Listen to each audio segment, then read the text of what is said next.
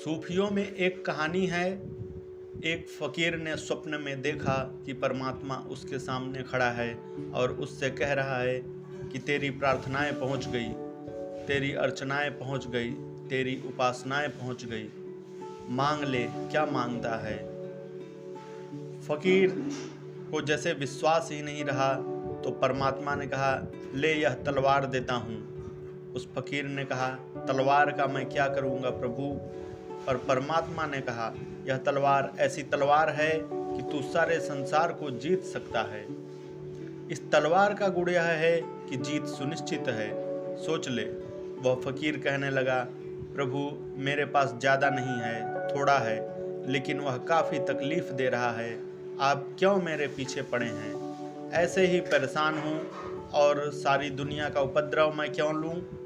तलवार आप अपनी खुद ही रखो, मुझे नहीं चाहिए। तो परमात्मा ने अपनी अंगूठी उसे निकाल कर दी और कहा कि देख, यह हीरा देखता है, यह संसार का सबसे बड़ा हीरा है। यह तेरे पास होगा तो तू सबसे बड़ा धनी हो जाएगा, यह ले ले। उसने कहा, यह मैं क्या करूँगा? हीरे को खाऊंगा कि पीऊँगा कि पहनूंगा कि क्या करूँगा? पत्थर देकर मुझे आप उलझाएं मत।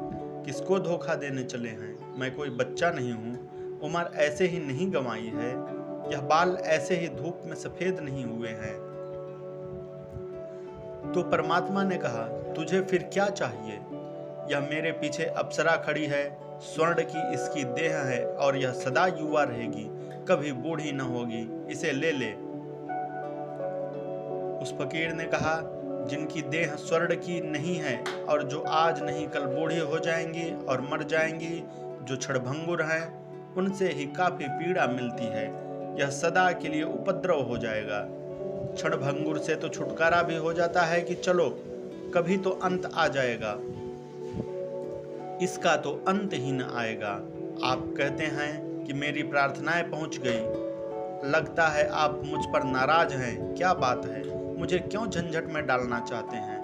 मुझ गरीब आदमी को छोड़ो, इससे तो बेहतर है कि अगर यही प्रार्थनाओं का फल होता तो मैं प्रार्थनाएं करना बंद कर दूं। तो परमात्मा ने कहा, फिर तू क्या चाहता है? कुछ भी मांग ले, क्योंकि बिना मांगे तो तुझे जाने न दूंगा। तो परमात्मा के पास एक छोटा सा पौधा गुलाब का रखा था।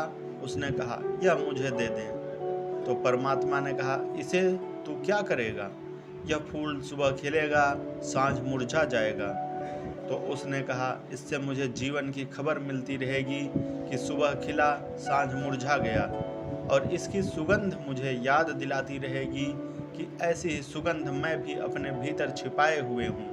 हे प्रभु, कब प्रकट होगी? इसके सौंदर्य से मुझे एक ख्याल आता रहेगा कि जब फूल इतना सुंदर है तो मनुष्य की आत्मा कितनी सुंदर होगी।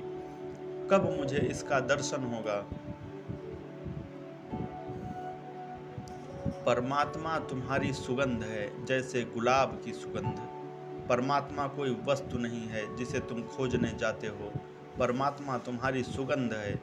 जब तुम शांत होकर अपने नासापुटों को उसकी तरफ उन्मुख करते हो, जब तुम अपनी आंखें भीतर मोड़ते हो, जब तुम अपने हाथ भीतर फैलाते हो, तब तुम अचानक पाते हो कि मिल गया। और तब तुम ऐसा नहीं पाते कि तुम्हें जो मिला है उससे तुम अलग हो। तब तुम ऐसा ही पाते हो कि अपने से मिलना हो गया, आत्म मिलन।